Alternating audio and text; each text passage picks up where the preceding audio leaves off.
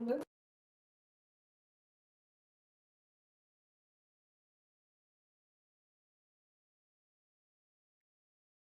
evening, everyone.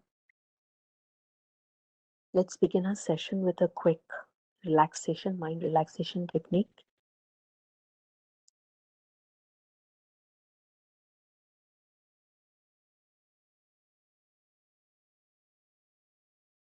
Let's sit back and relax.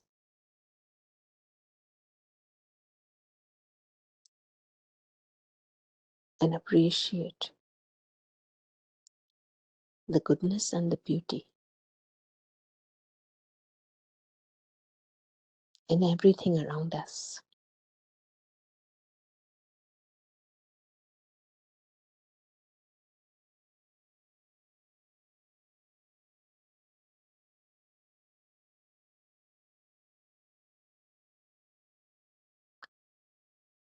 Letting go of all the burdens, all the worries,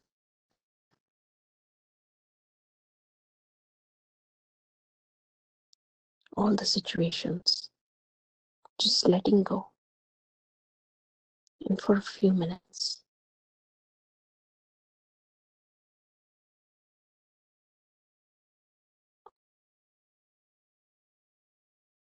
just let the mind reside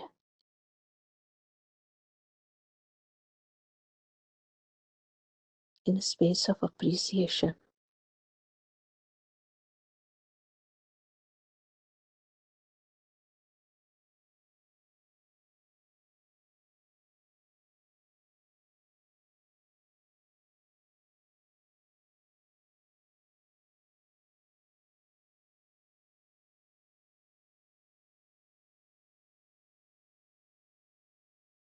And enjoying the beauty around us.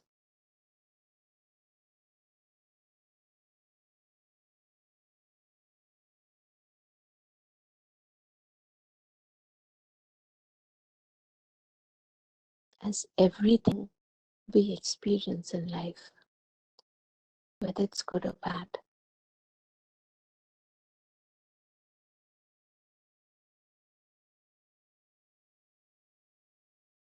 it depends on us, on how we see it, and how long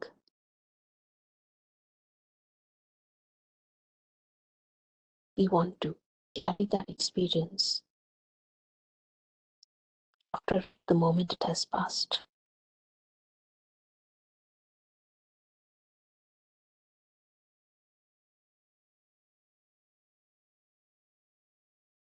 Having a calm, a light, very carefree, burden-free, light perspective, taking things lightly,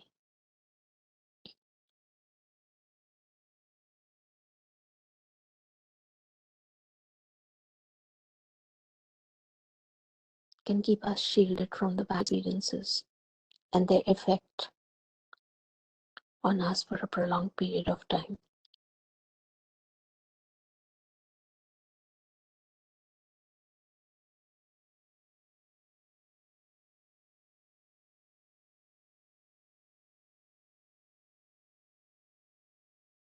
But if we are in bondage, if we are in attachment,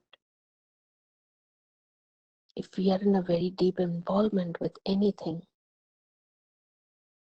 absolutely any aspect of life,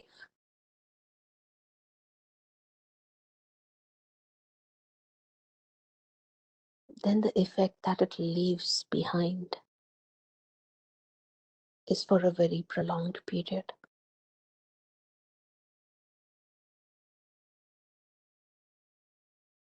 It's as though we were combined with that aspect.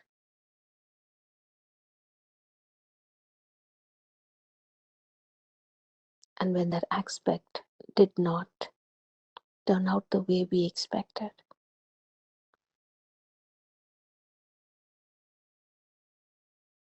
the very fact that we are combined to it affected us so deeply in a negative manner.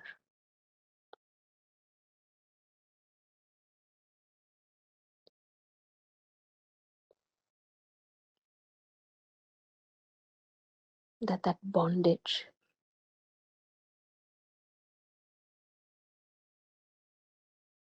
takes away our peace and happiness and joy in life.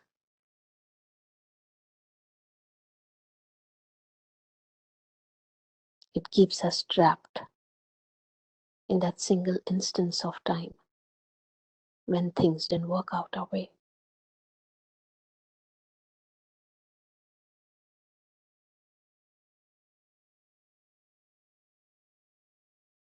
And even though that moment has passed, and it was a very brief moment, we relive it again and again.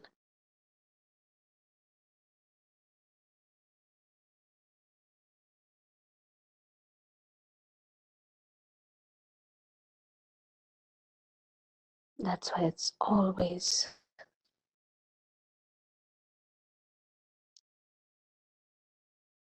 wise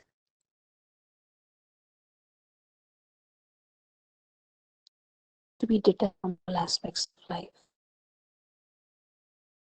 responsible, accountable, but detached, so that the outcome or the state of that aspect does not pull us down.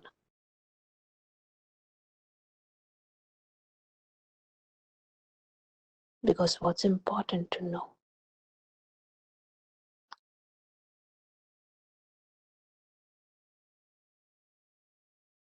is that when expectations are met, there's a spike of happiness, a spike in our state of mind. And that only lasts temporarily.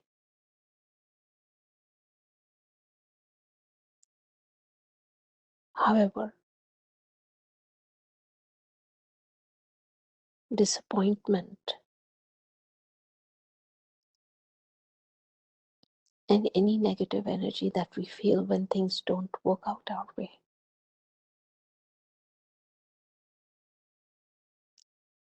is never a spike, it's not momentary, it's prolonged and reoccurring,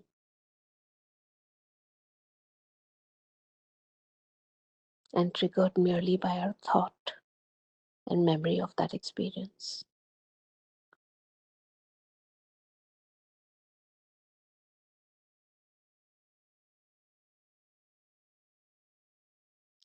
A life in liberation from all bondages is a life of a wise person,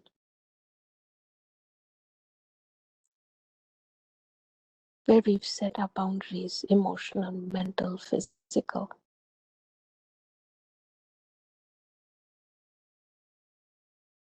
And each individual is well aware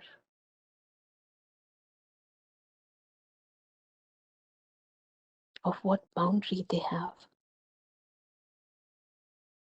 which, when crossed,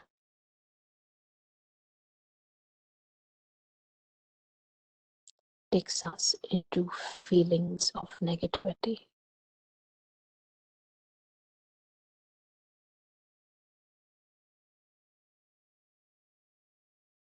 A wise person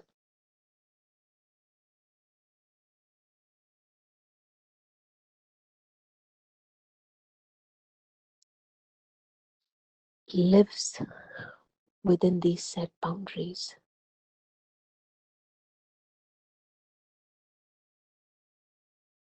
and remains stable and calm and bondage free.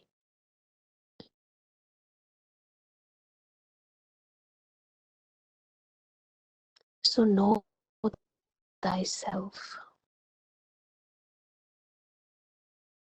No one knows better about me and myself and my thoughts.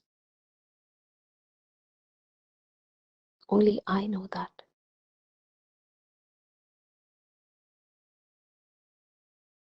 If I know that something causes me stress,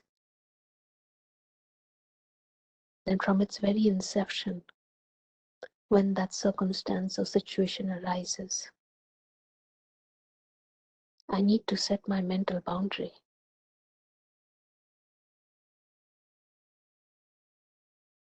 And with the right thoughts, safeguard my state of mind from going into stress at the very inception, taking the right precautions in my right lifestyle.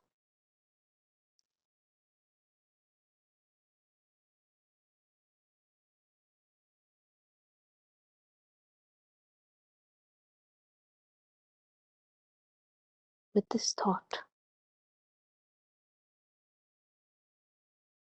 let's just be in the present moment, very relaxed, but very vigilant, where we are protecting our mental state by drawing our own boundaries and operating within that realm of safe space where no attacks can come in of negativity.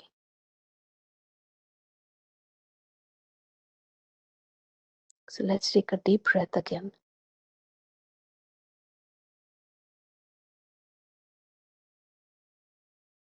Breathe out. Just relax.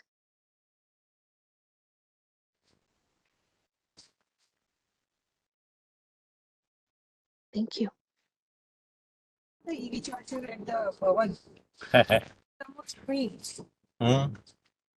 Ben, we have to find that thing. You send me the link, but do you have any contact? Right?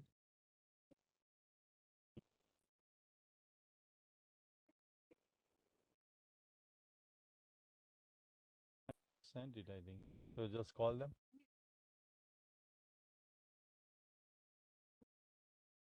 Not free. But some. What is free, Ben? Tesla charger. How can that be free, Ben? $400, right? So charger is $700. Installation, you can get it for very little. That's what 7 Mm-hmm. plus 7. Hello everyone. How's everybody? Hope everyone is doing fine. And total, you can get the Okay, 30%. someone can just mute. Oh, okay. I think Hemang contractor, you can mute yourself. Yes. Yeah.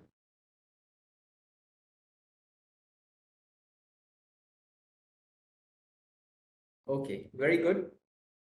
Nice to see you, everyone here again.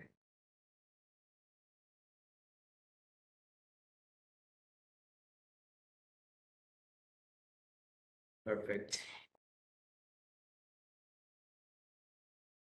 Yes, I'm also fine. Thank you, Dipanshu, for asking. And everyone is practicing.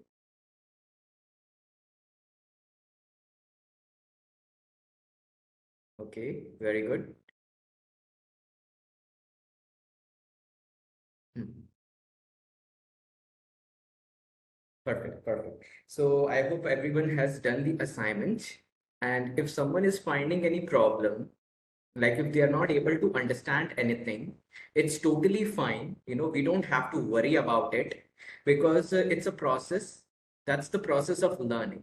Sometimes you will be able to understand a concept, sometimes you won't be able to understand. But the key is to keep moving. We have to just keep moving forward. There will be obstacles in the way, but we don't have to, worry about. We just have to keep moving forward. So never get stuck with something. Just leave it. If you are not able to understand that particular program or a concept, just move on. Take up something which is easy for you, and then you'll gain confidence. Okay, so hope everyone has done the assignment, and we will just start with a quick revision what we studied in the last class. So today is the 7th session for Python programming. In the previous session, we wrote the program to find if a number is prime or not, and also for Fibonacci series. Then we studied about match case statement.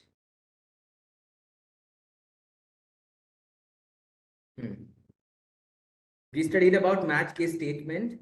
Then we studied about using else with the while loop, the combination of while loop and the else. After that, break and continue. So break keyword is used when you want to break out of the loop. At a particular situation, you just want to come out of your loop. At that time, we use the break keyword. And continue is used for skipping the particular iteration. Continue used for skipping a iteration, break used for breaking out of the loop. So these are the things we studied in the last session. Now today, we will also learn something new. Every day we are going to learn interesting concepts in Python. We will directly start with the concept so that, we have time to understand the concept, so I will be not taking the assignment today. I will directly start with the next concept. Okay.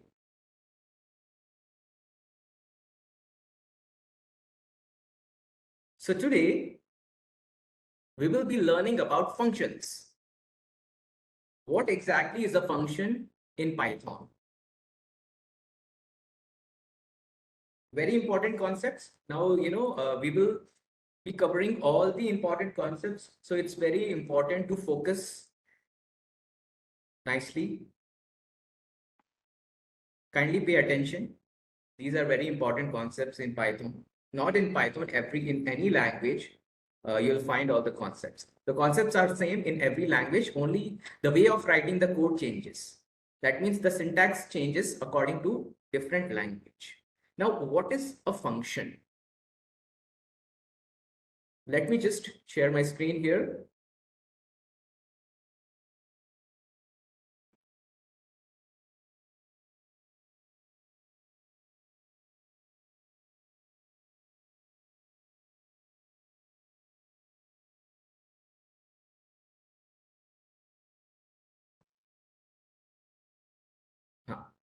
So a function is a block of code. It's nothing but a block of code that performs a specific task whenever it is called.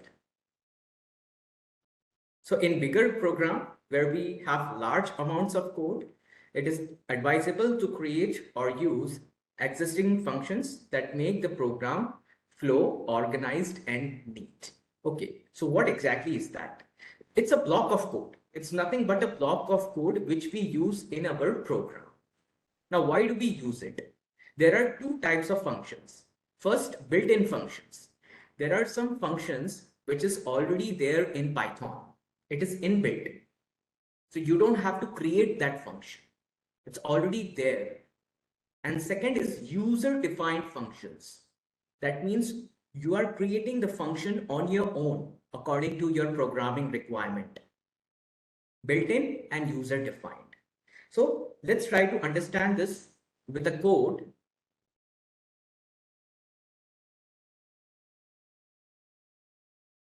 So I will share my Replit.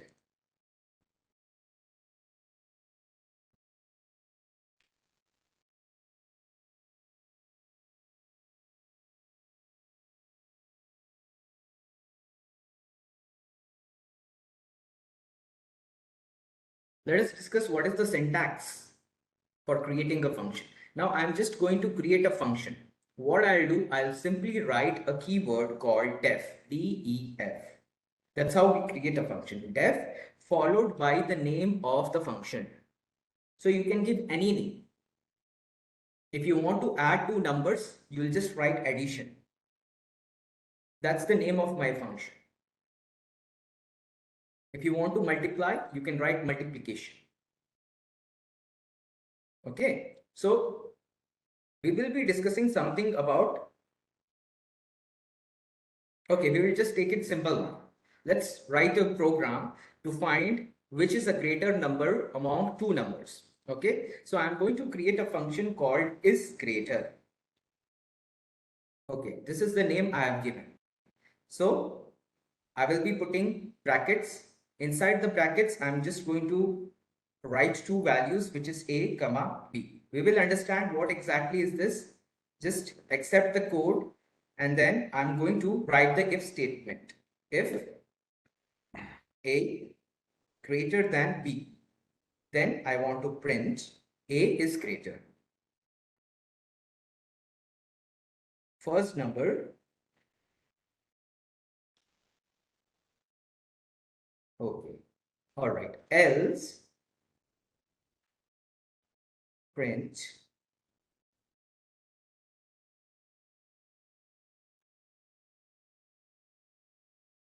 second number is greater.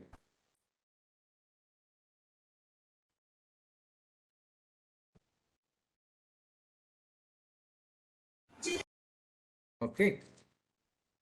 I have just written the program. Now I have created this function. What I'll do, I'll just give two values here. A equals to 9 and then B equals to 8. I've given two values, which is A and B. So from A and B, I want to find out which is the greater number. Perfect. So I have given the definition of the function here. Let's run the code.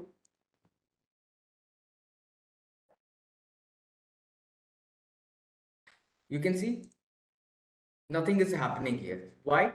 Because you need to write something more. There are two things. Whenever you are creating a function, you have to keep in mind two things. First, defining the function. And then second, calling the function. What I have done here, I have just defined my function. I have not called it. So how do you call it? I will just write the name of the function, which is greater. Okay. And then parenthesis. And I have to just pass the values, which is a comma b. Okay. Let's run now. So first number is greater, which is a. Let me just change the value here. If I just write here 11 and if I just write here 20, let's see what is the output. So it says second number is greater. So what's happening? This is the definition of the function and this is calling the function. If you don't call it, your program is incomplete. So both steps are very important, defining and calling. Hope that is clear. Okay, so this is the two steps, defining the function and calling the function. Able to follow? So what if A and B have the same values? Yeah, we will discuss. What if A and B have same value? Okay, let's give them 11 and 11. Okay, let's run. Okay, it is giving second number is great. Now, that's a very nice question asked. If both of them have same value, definitely we need to make some changes in our program. So we will just add one more condition. We will write elif, print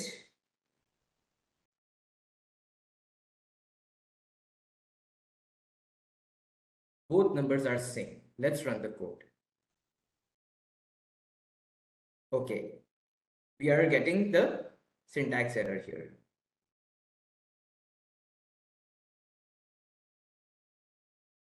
Just a moment.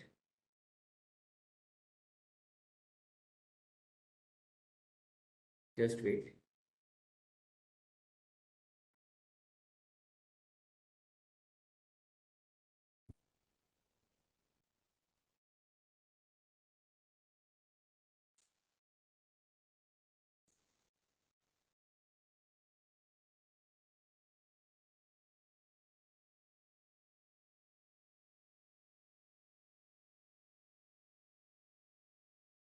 Just a moment.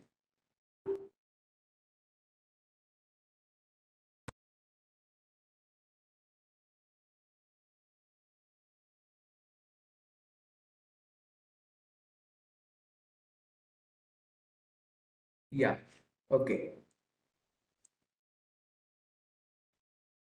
I think I'm just facing some network issue here. Just wait.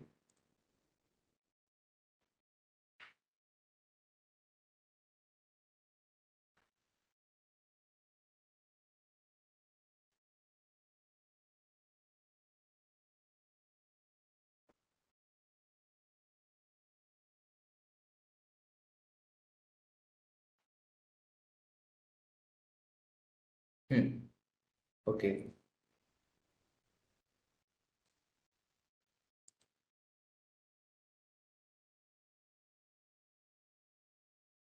Yeah, it's fine now.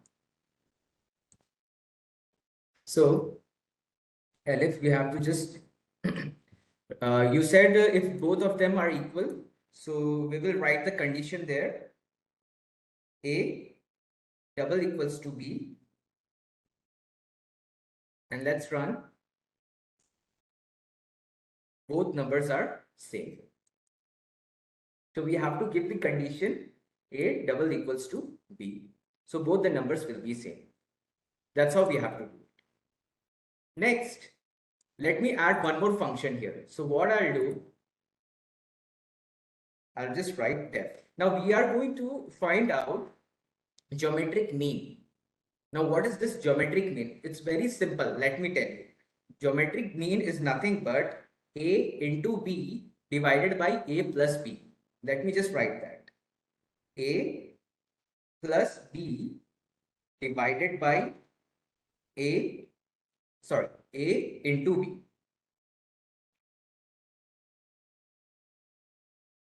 And A plus B. This is called geometric mean of two numbers. Okay, so let's create a function for this.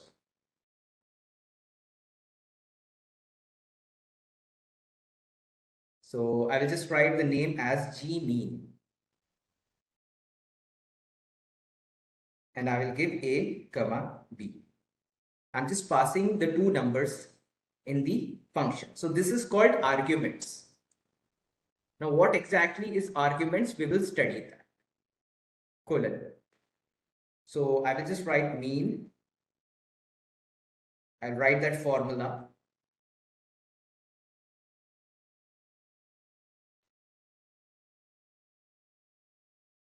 And A plus B.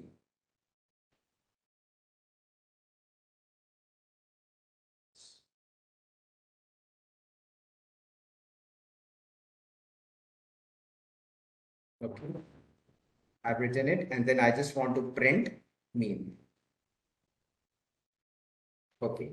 I have just created the function for calculating the geometric mean of two numbers. And these are the two numbers I have given, A and B. Okay. So let's run. So it is just giving me first, the second function. It is just giving me the second function. It is not giving me the value of the first function. Why? Can you tell me?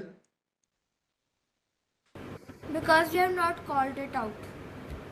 You have not called it out. Very good. So we will just call it. For calling it, you have to write the name, mean, and then you have to pass the two arguments. What are the arguments? Which is A and B. A comma B we will pass. Let's run.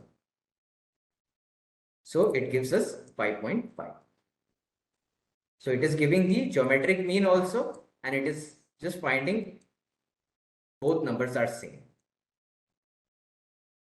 Okay, so this is how we create a function and then we call the function. Now, why do we need to write this? Because see, this is a block of code and this is a block of code. If I need this again and again in my program, so will I write it again and again? No, that's not feasible. It is just going to increase the number of lines of code and it will be very time consuming. So what we can do, we can just write the function once and we can use it as many times possible in our program just by calling it. So say for example, this is the 18th line. Now at 100th line, say for example, at 30th line also I need this function. So will I just go and simply, okay, let me just copy this. Let me go to the 13th line. Okay, I'll copy it. Okay. Then again, let's move on. Now at 54th line, again I need it. So unnecessary, I'm just copying the same function again and again. So it is unnecessary going to increase the number of lines of code. So what simply I can do, instead of just copying that block of code, I can simply call it, I can simply write the code to calling it. That's it. So we are done. So at 30th line, I'm calling my function which I have created at the first line. So my task is done. I don't have to write this block of code again. Okay, able to follow? Yes. Good, very good. I think only one person is replying. No other person is telling yes or no. Okay. So that is the purpose of the function. We are just wrapping that block of code inside a function and we can reuse it as many times as possible.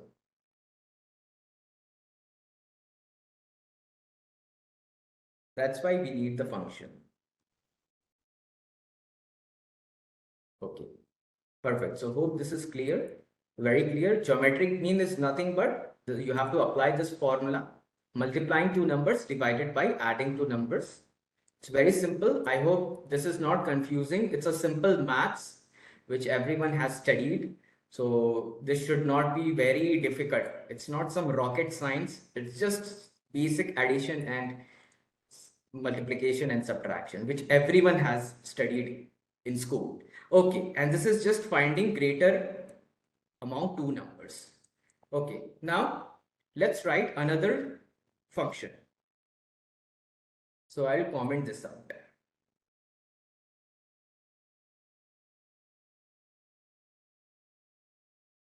Now this will be interesting.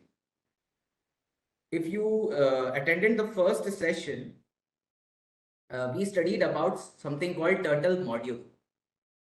So we will be using the turtle module and a function, the combination of turtle module and a function. Okay, let's do that. So I'm going to import the turtle module. That's the very first step. From turtle, import asterisk.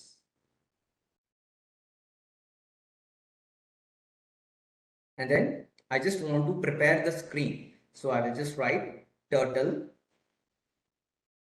equals to turtle and then screen equals to screen. So my screen is ready. Now I'm going to create a function. Okay. So basically I want to create a function to draw 10 circles in a pattern. I will be drawing 10 circles. So I will just simply name it as circle. What is the syntax? Def. Def keyword will be used. Now, why def? You can ask Guido van Rossum. He created the language. This is a protocol we have to use. Okay, so that's the rule. We have to follow it. We can't question why we are writing def. That's not a valid question. We have to do it. Def and the name of the function. So you can write any name. I'll write circles here. Circles. Simple as that. And then I'll give parenthesis and this colon. So those things are very important.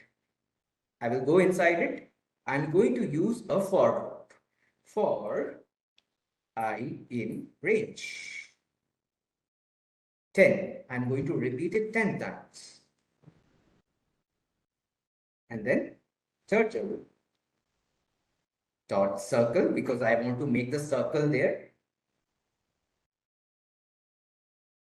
50 That's the size of the circle. And it is just going to, the turtle is going to turn left. So I will just write turtle dot left.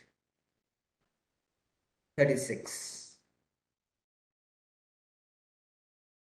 Okay, and then let's call the function. This is the function definition. Second step is to call it, or else it is not going to work. So circles, that's the code for calling it. Let's run. Okay. It needs to reference curtain line 24. Yeah, the error is there. So name error is there. So circle definition, that's the error. So we will just fix it.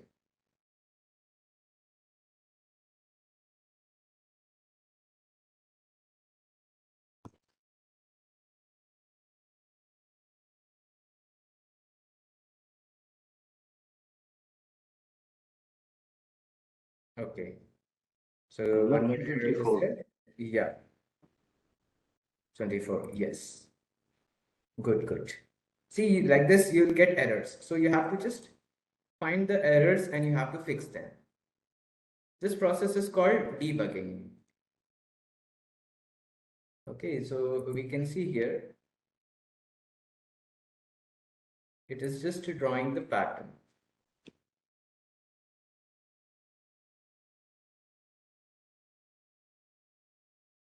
So if you just write instead of 50, if you write 20 there,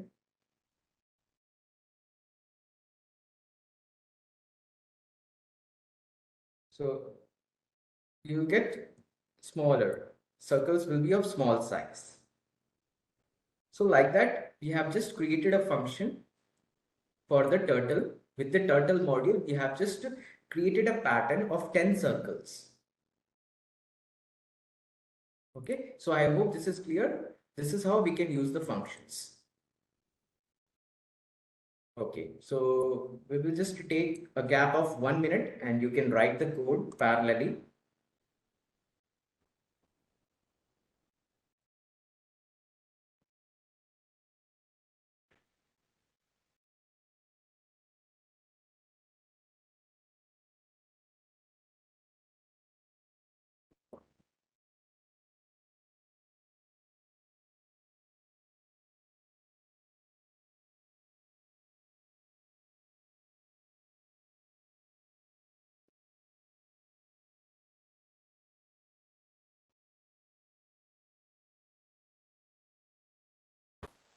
So the value which takes the circle function of turtle module, is it in the pixels unit? Sorry. Is the circle function of turtle module takes the value in pixels, pixel or centimeters, meters, or like that?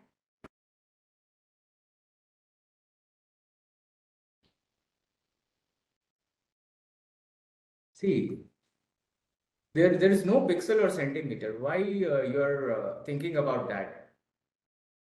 You turtle 36, it is just going to move by 36 degrees left. That's it. And this is the size.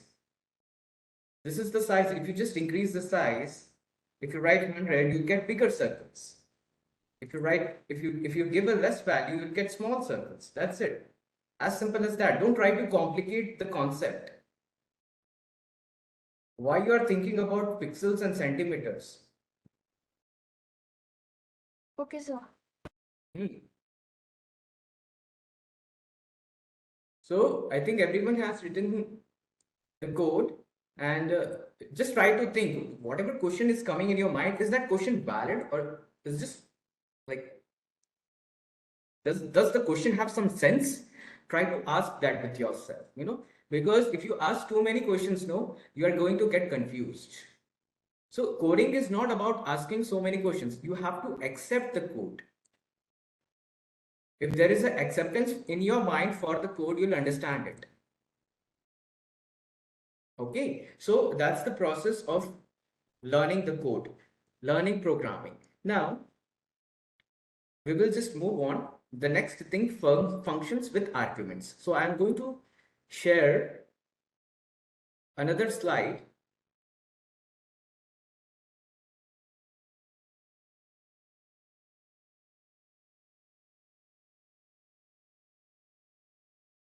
Let me just.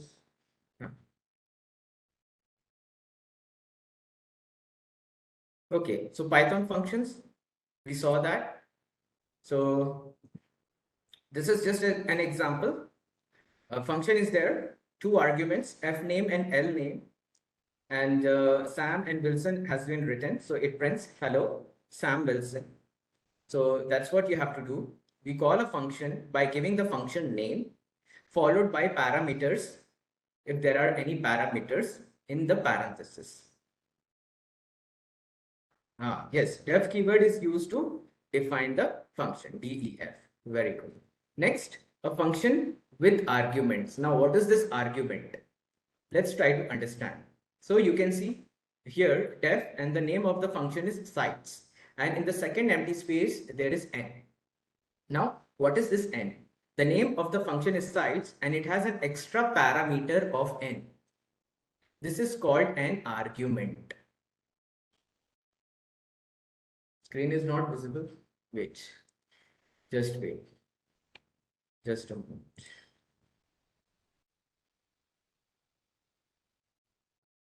I just got power cut here. Let me try to reconnect.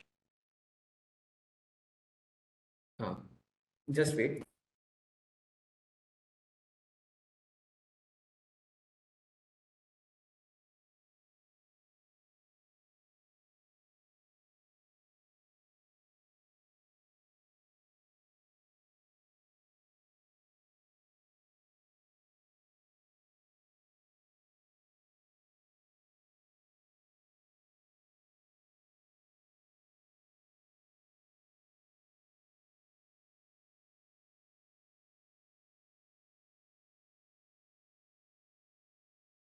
Okay. Hello. Yeah, is my voice proper now? Can everyone see my screen? Okay.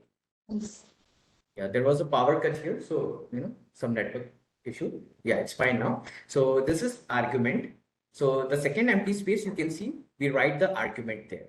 It's now we will just write some code to understand what exactly is this argument. Okay, let me share my Replit.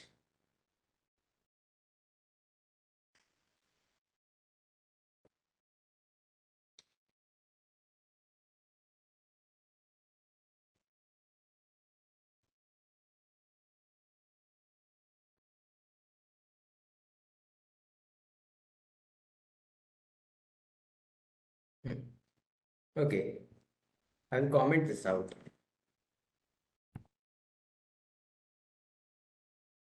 Let's create a function. Def. I'll just name it as A. A is the name of this function. I'm going to pass an argument called n. Okay, very important to give the code. Next, I'm going to use a for loop. So for I in range n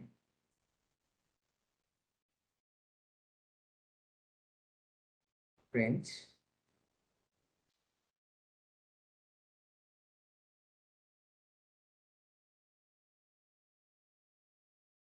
the world is beautiful,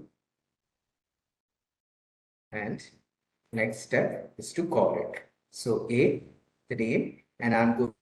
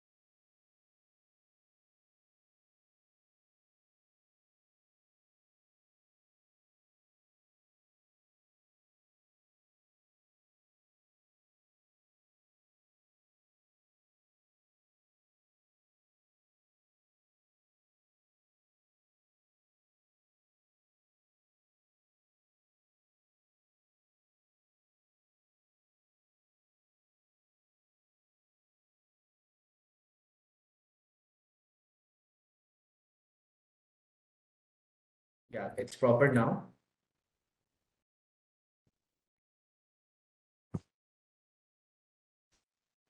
Yeah, sorry for the network issue. I don't know what's happening today. So let's continue. So I will just write 5 there. 5. Okay. Let's run the code. Okay. So it prints the world is beautiful 5 times. Can you see the output?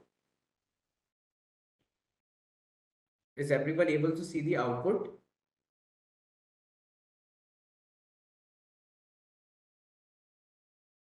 Yes. Okay. Good.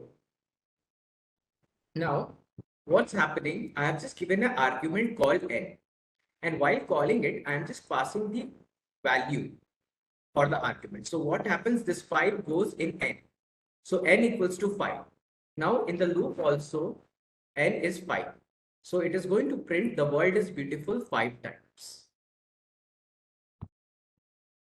Okay, now let's make some changes here. So I will just write there n into n. So someone can tell what will be the output here?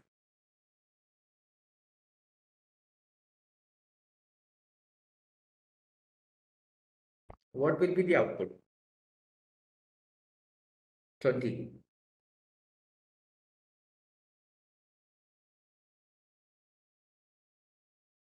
Okay, very good. Sandhya? Yeah, very nice, Tarun. So let's see. It is going to print the world is beautiful 25 times. Okay, so this is the example of argument. Clear. Please write the code.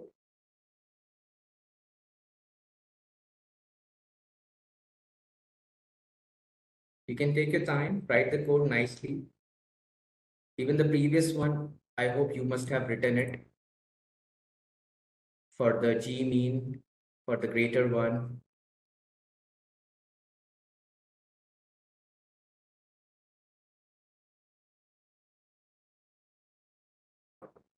Okay, let's do one more thing here.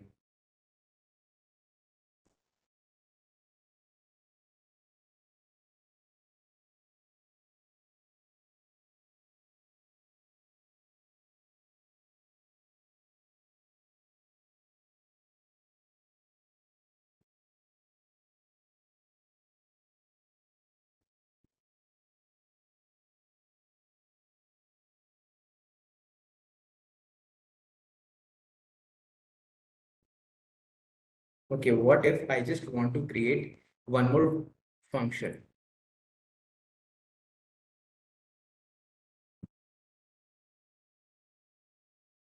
Okay, I'll just go there.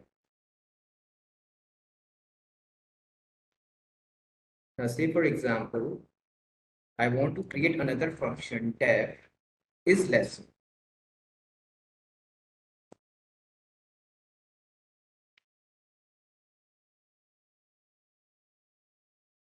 A and B.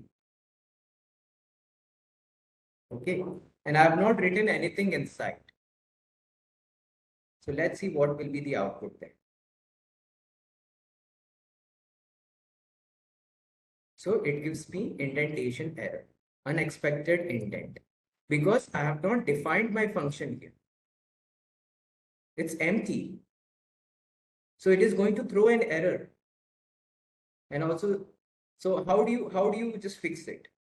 Here, I'll just write the pass keyword.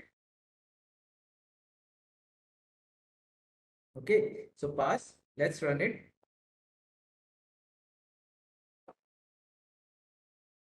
So, yeah.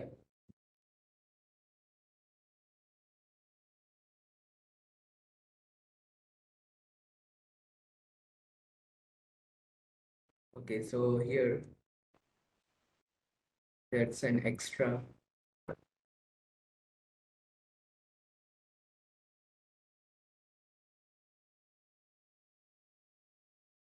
No problem with the indentation. Huh.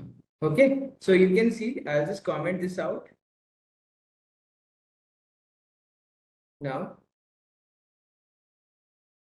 So both numbers are same. So if I just remove this pass,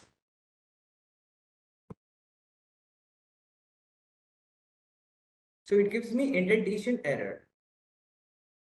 Okay, so there is a indentation error. Why it is giving indentation error? Because I have not defined my function itself. It's empty. So if I just want to give the pass keyword and let's run the code, it's okay now. It is not giving me error, because as soon as it comes to the pass keyword, it recognizes, okay, so I can just come back again later and I can write the code. I can complete this function at a later moment. So for that, I'll just write the pass keyword.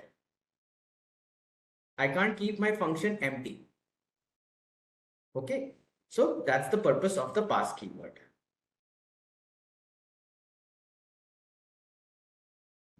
All right, perfect. So this is also done. Next, we will move forward. Let me share my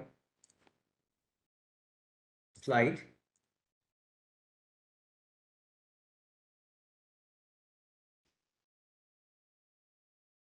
So there are two types of function, built-in function and user-defined function, which we discussed. So what are built-in function? It is already there in Python. So like min, max, len, sum, range, dict, list, these are all built-in functions. Yes, very good. Input and user-defined function. User-defined function, we just create the function on our own. The program is going to create the function. So this is the syntax: def, function name, and the parameter, and the pass keyword. You have not defined the body of the function, you can simply write the pass keyword. That's it.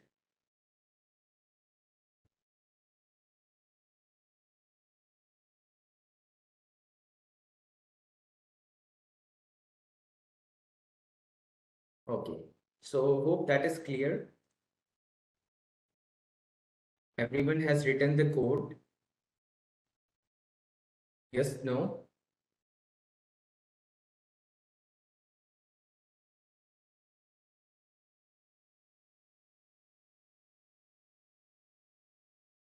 Okay, you can take down the notes also. Whatever the slide I am sharing, you can just keep a notebook with you and you can make short notes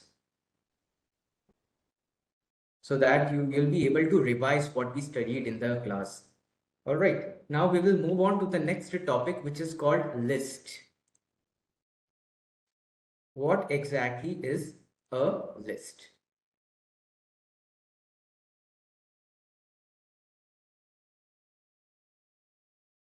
Okay, so lists are ordered collection of data items. Let's read the definition. They store multiple items in a single variable. In a single variable, you can store multiple items. Now, list items are separated by comma and enclosed within square brackets. Lists are changeable, that means they are mutable. We can alter them after creation. Once you have created a list, you can make changes in a list. That's why they are called mutable. Mutable means you can make some changes in your list. Yeah, sort of. Yeah, but you don't call it array. In Python, you call it list. Okay, perfect. Yeah. Now we can see the example. List 1. Okay, 1, 2, 2. Something is there in the list. List 2, red, green, and blue. So we have created two lists. Now what we are doing, we are just printing the list on the screen. So print list 1, print list 2. So that's the output. It is simply going to print the list on the screen.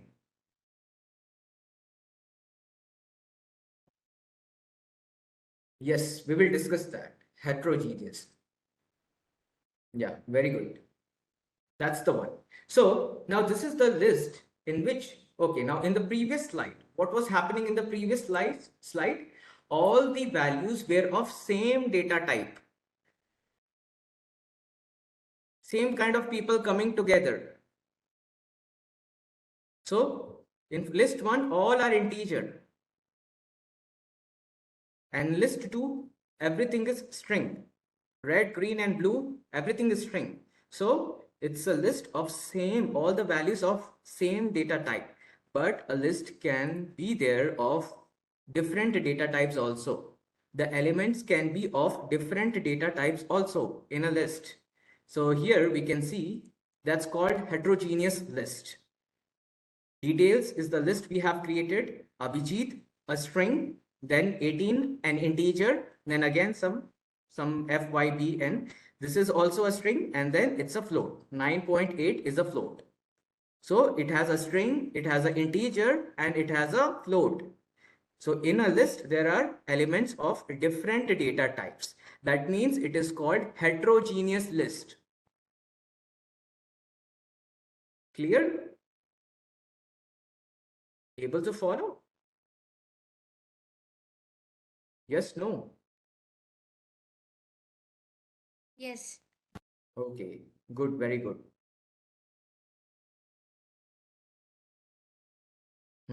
So as we can see, a single list can contain items of different data types.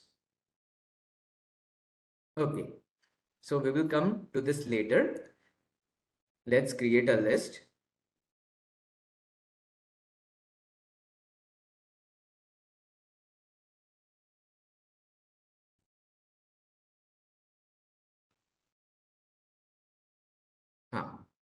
Simply I will comment this out.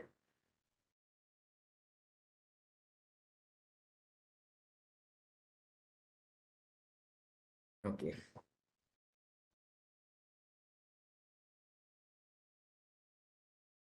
Now, say for example, okay, x, this is a variable, x equals to 5. I've created a variable called x, and inside x, I've stored the value 5. So a variable is created when you want to store a single value. What if you want to store multiple values? So in that case, list will be used. So say for example, in a class, there are 30 students, and I just want to store the marks of all the 30 students in the subject science. So 30 marks will be there. So for that, I can simply create a list and I can store all the marks. So that is the syntax. You use square brackets and then you just create your list. 1, 2, any number you can write. So this is a list I have created. It's nothing but a variable in which I have stored multiple values together. As simple as that. So what I'll do, let me just create a simple list of storing the marks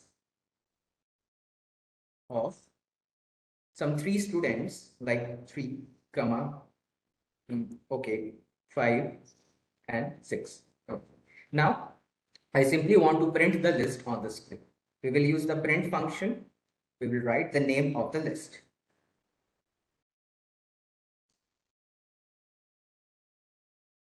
So it is going to print the list on the screen. Okay, let's try to find the data type. We will use the type function here.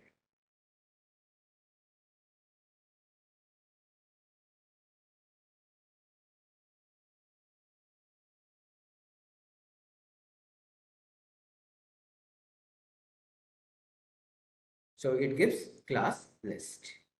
Okay, so this is a list I have created and I have just also find out the type. Now, let's access all the elements from the list. So I will just again print here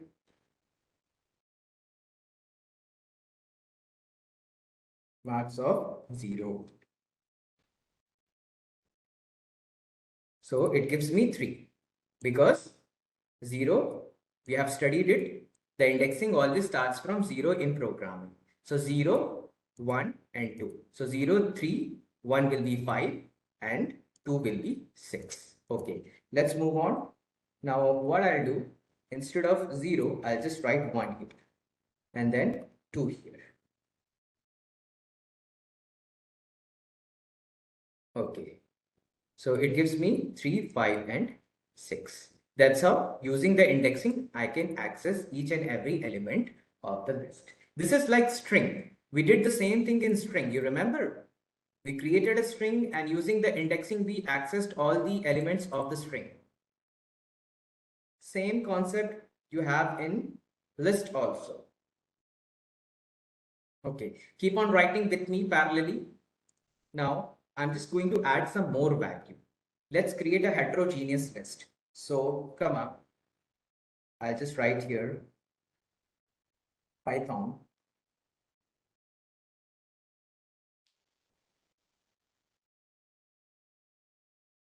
And even I can give a Boolean value also.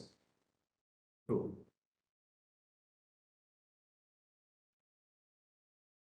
Let's run. So it gives me the whole list. Okay, now 3, 5, 6, and then I have to just mention the next element also. So I'll just write there 3 and 4. Okay. Fine. Let's run. Okay, so all the list, all the elements will be printed, and you will get an error also, index error, because it says there is no 5 here, 0, 1, 2, 3, 4. Only 4 index are there. There is no 5th index. So that's why you're going to get error here.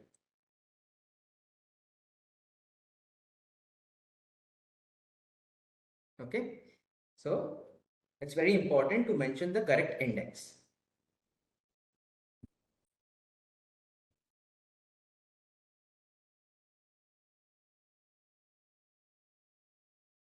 I hope you're writing with me.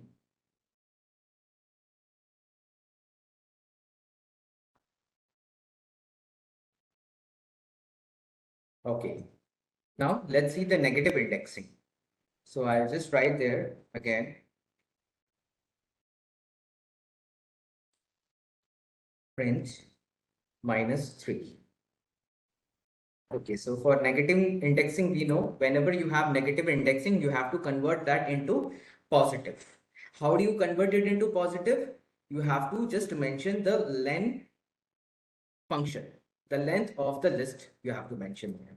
So simply how you are going to do, just put len function before -3. So you'll just write there len of marks -3. Okay, so how it becomes, what is the length of the marks here? The length of the marks 1, 2, 3, 4, and 5. It's 5. So 5 minus 3, you will get the answer as 2.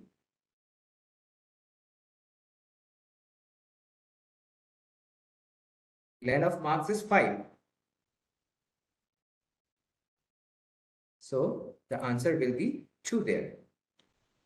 Okay. So what is at second index? 0, 1, 2. 6 will be printed. 6 will be the answer.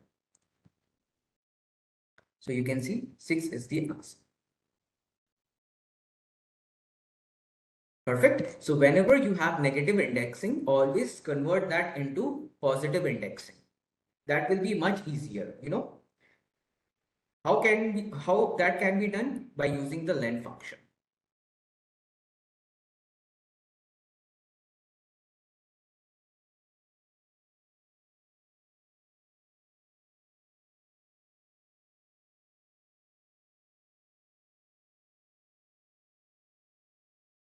Okay. Next, I want to just check if there is something present in my list there. So I will simply use the if statement. If, let me just write, okay, 6 in marks, print, yes.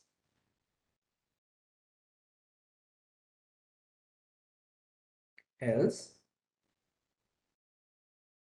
print, no.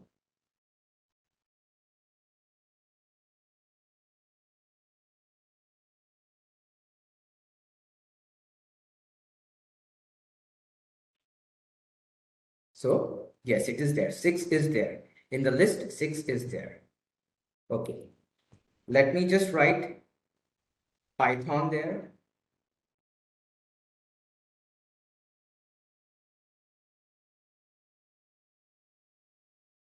So again, it gives me yes, because Python is there in the marks. The name of the list is marks. So yes, it is there in our list. That's why it is giving yes. Okay, let's see. What if I give here 6? What will be the output?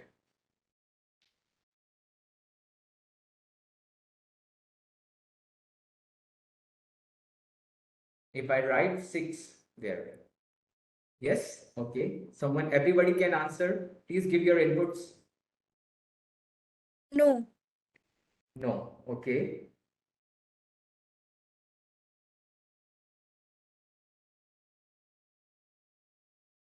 Huh. Why no? Because 6 here is a string.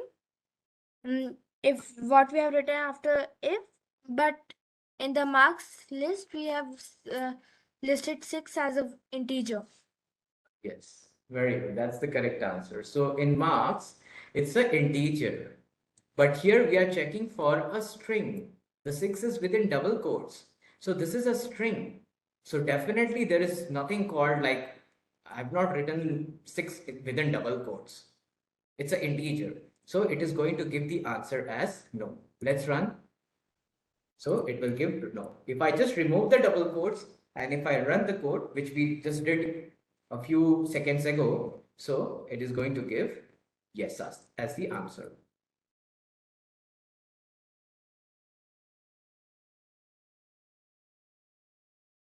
Okay, all right. Now, let me just write something more in my list. So I'll just write here, I'll just write some more value.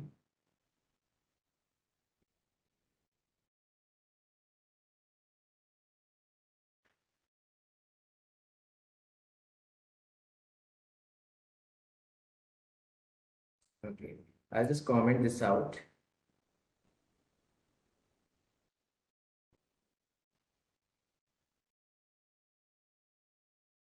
Now,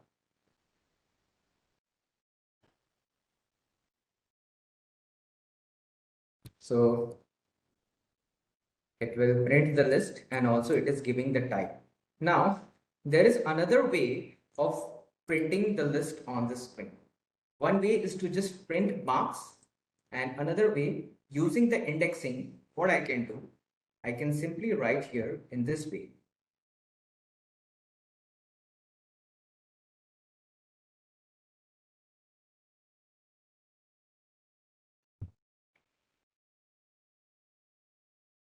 Okay. So then also it is going to give me the whole list. If I just mention there is nothing in the starting value, nothing in the end. So, and I just give the colon, so it is going to print the list. So what happens? Python is just going to consider this as 0, and the next one will be len, the len function, len of marks. It's simply going to consider that thing. So again, you get the same list. That's the another way of writing the code. So it means the same thing. If you just write the colon there, that's also going to give you the same thing. Okay, so 3 times you can see it is printing the list on the screen. So that's the different way of writing the code.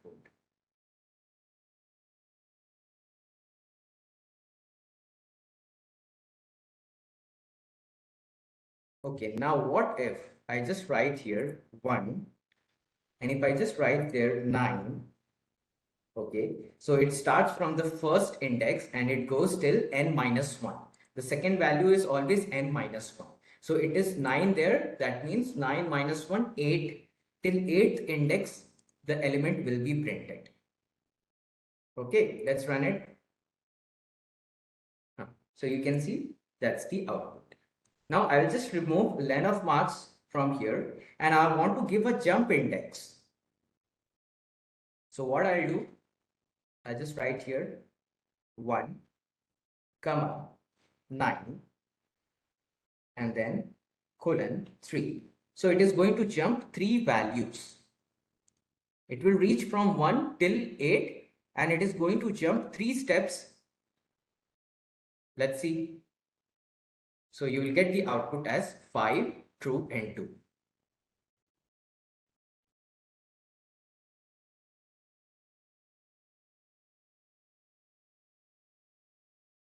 Okay.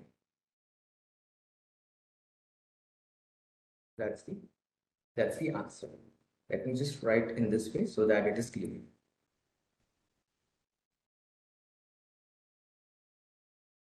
Okay, you can see this is the list printed on the screen. So it starts from one index, 0 and 1. So 1 is 5, it prints 5 there. Okay, then it is going to jump 3 steps. So 1, 2, 3. So true will be printed. Okay, then again it will jump 3 steps, 1, 2 and 3. So 2 will be printed.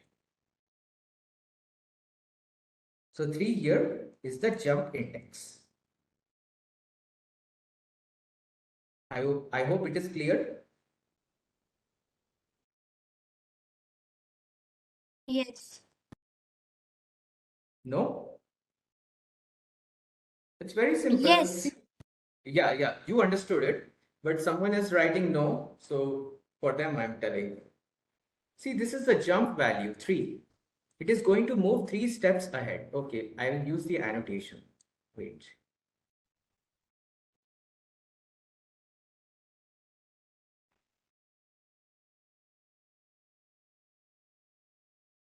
See, this is the list. We are giving 3 as the jump value. Okay, and here we have 1. So it is going to print from the first index. This is 0, this is 1. So 5 is there. 5 will be printed. Okay, then it will jump 3 steps. So 1, 2 and 3. True will be printed. So that's the true output. Then again 3 steps. 1, 2 and 3. So true will be printed. That's the 2. So 5, true and 2 will be printed.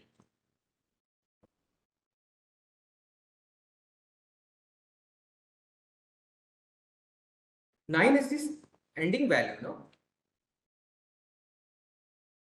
9 is first is the starting value, 9 is the ending value, and 3 is the jump index. So 9 here will be n minus 1, no? Which is 8. So from 1 till 8 will be the output. Okay, what I'll do?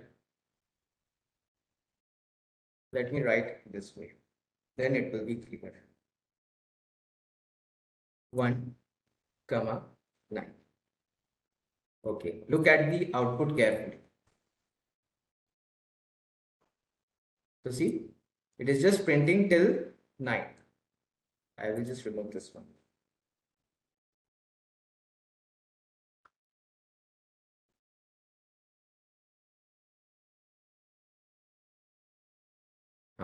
So till 9, from 1 till 9 it is printing.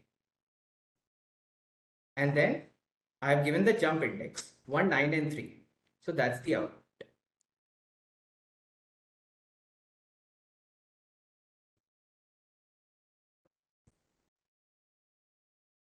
Okay, this is 0, this is 1, this is 2, this is 3, 4, 5, 6, 7, 8 and 9.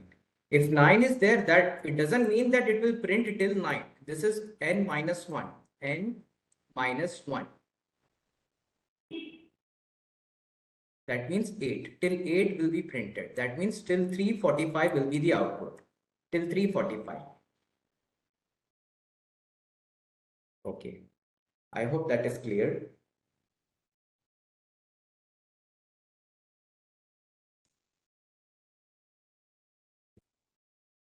Okay, very good. So we will just stop here. Now we will quickly revise what we studied today. We started with the functions. Very good. We started with the function. So 2 steps, defining the function and calling the function. And also we can use the pass keyword. If your function is empty, you can just write the pass keyword and later you can come back again and you can complete your function. You should not leave your function empty. If you leave your function empty, you are going to get error.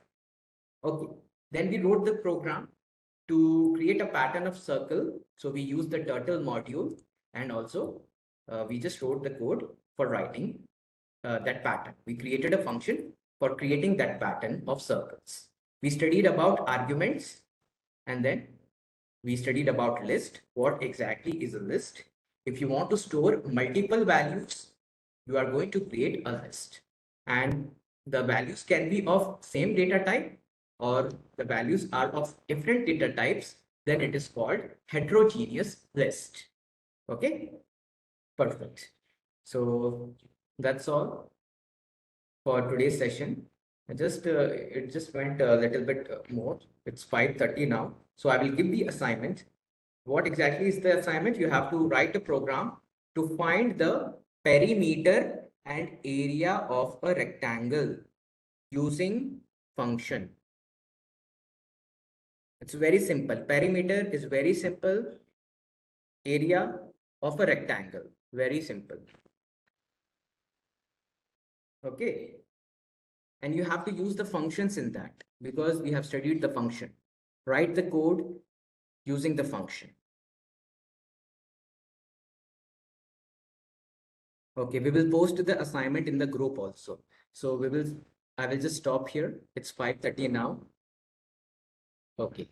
So thank you so much. Please complete the assignment and stay motivated. Keep practicing and we will move with the meditation part now. Thank you all.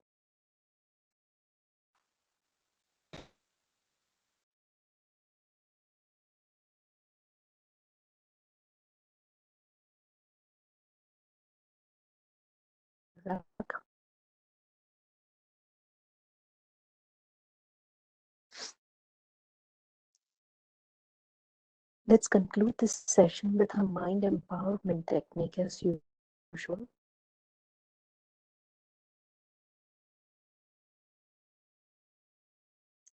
Our theme today is one anchor thought.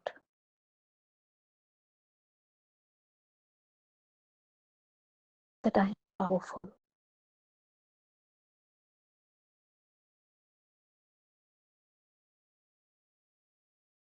Not in the physical aspect of power, but the emotional and mental aspect.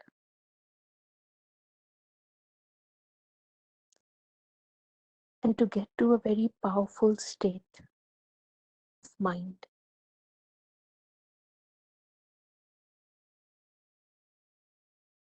the first step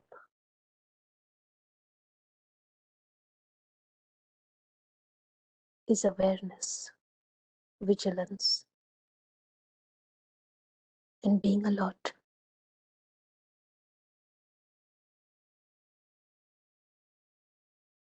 Just like how the military never goes unprepared to the battlefield.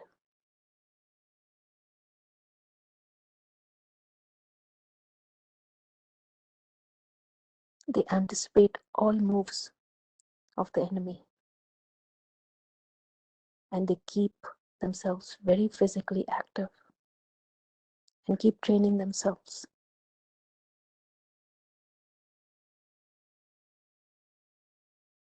To be capable mentally and physically, strong and powerful during the times of war.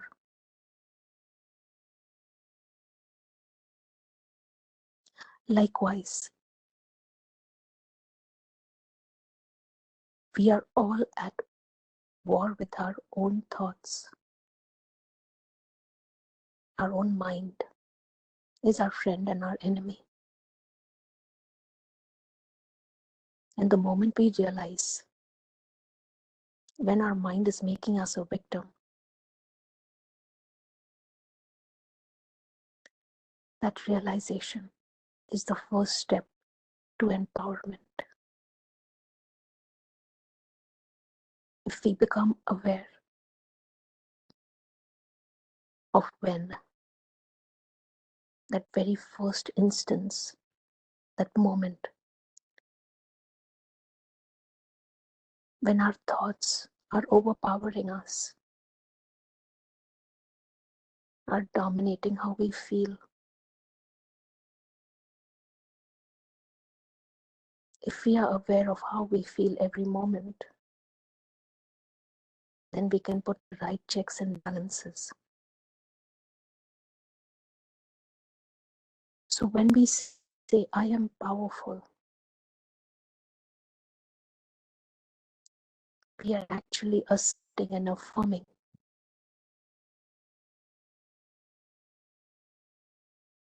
that I am alert, vigilant, aware of every thought in my mind.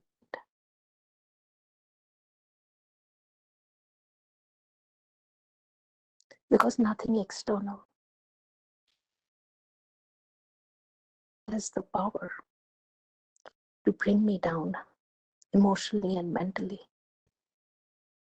unless I myself give the power to that situation through my thoughts, unless I allow something external to impact my state of mind.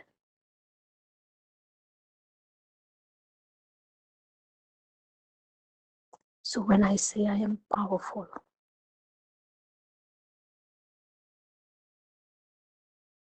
it means I am powerful to drive the state of my mind.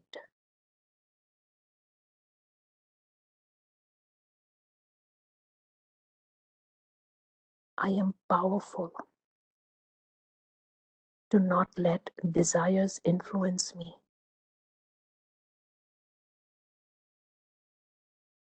I am powerful to not let dependencies affect me.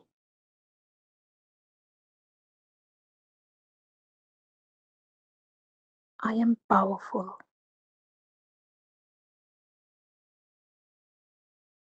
to cut all cords that tie my mind to something that is out of my control.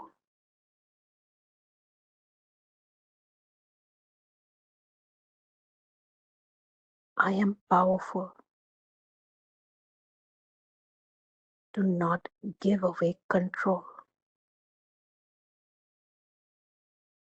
of what I think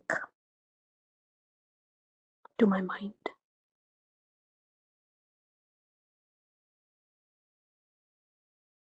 I am powerful to be aware of when my mind is taking control of me.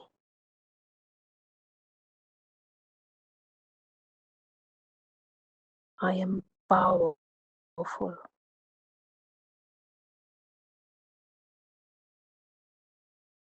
to disconnect from unhealthy thought patterns.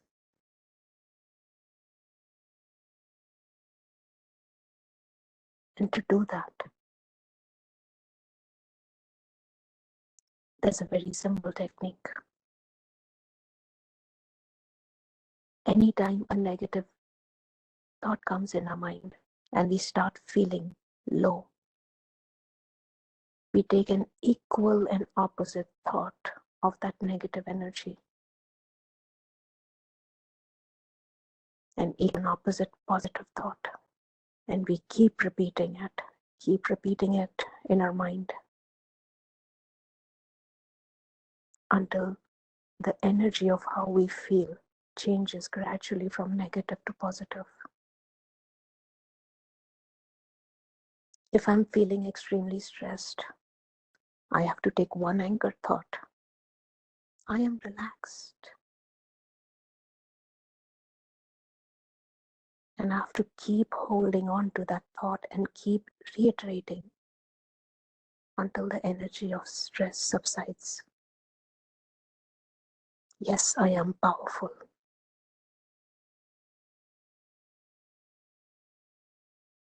To steer my mind from negative to positive. I am powerful to see how my mind hops between time, between past, present, future. Because my present moment is perfect. Everything is great right now in this moment. Only when I associate this moment with past, undesirable aspects of the past, and desirable aspects of the future which are not under my control. Only then I lose the present moment, because the mind is not in the present moment. It is hopping. So yes, I am powerful.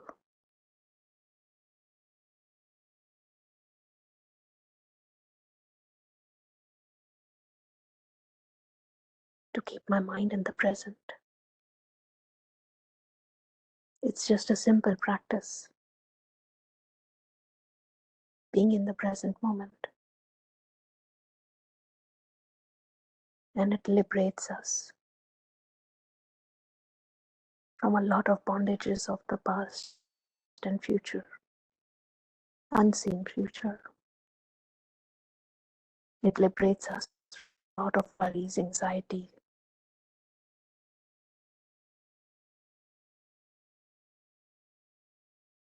So I am powerful and I can live a life of liberation by living in my present moment. Because even if at this moment something bad has happened, the next second it has passed. My mind is still holding it. That is not wise. So I am powerful to live in my present moment. That is the secret to joy, to happiness, inner resilience. It's mastery of the mind and it's self-mastery.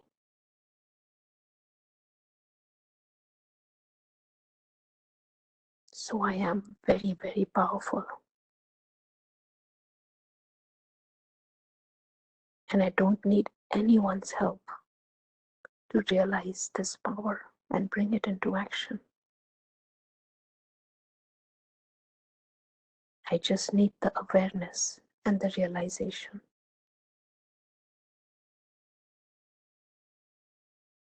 Of what my enemy is and how my mind, my enemy, is scheming against me.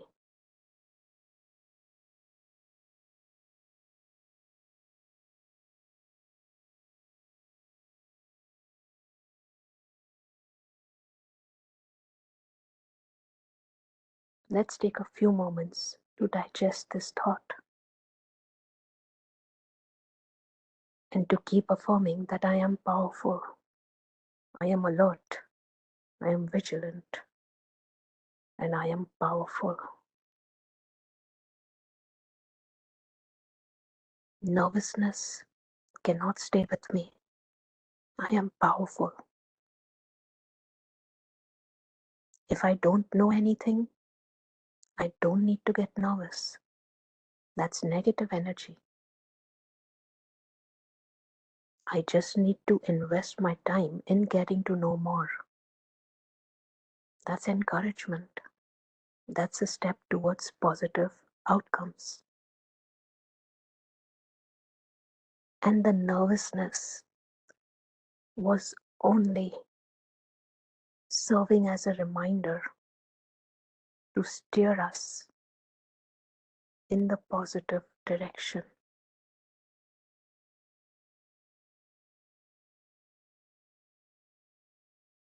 So the nervousness feeling is a blessing in disguise again, because you wake up call. That's why I am very powerful.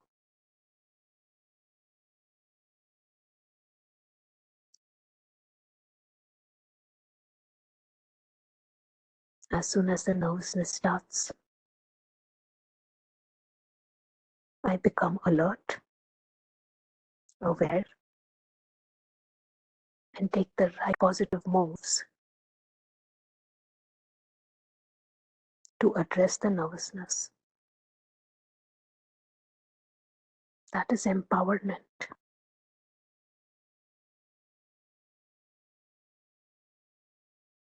That is learning from our own negative feelings, which serve as a reminder to correct path. So I am powerful. I am very powerful.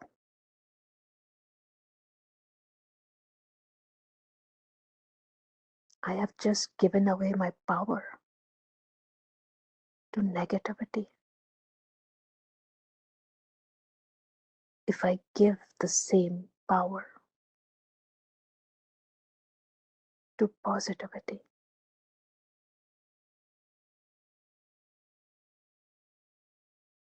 I will experience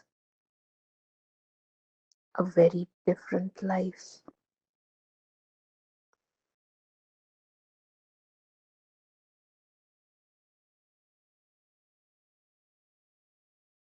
So let's try to put this into practice.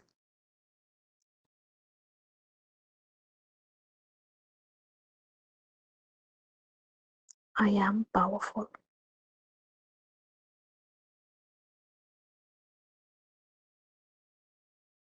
I am very, very powerful. Believe in thyself, and the impossible becomes possible.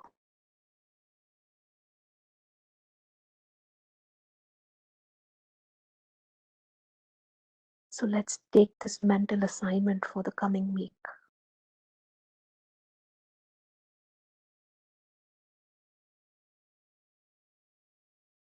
One thought: I am powerful.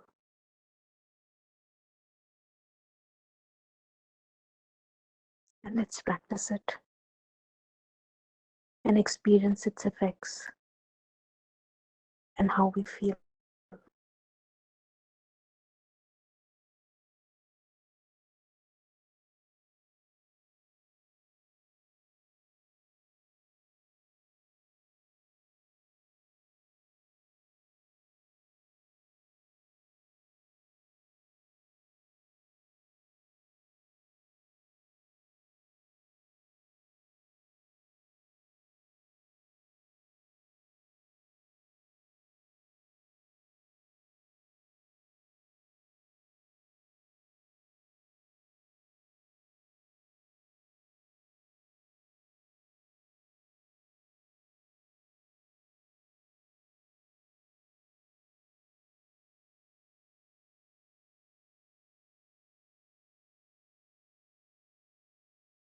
Let's be in silence for a few more minutes before we conclude today's session.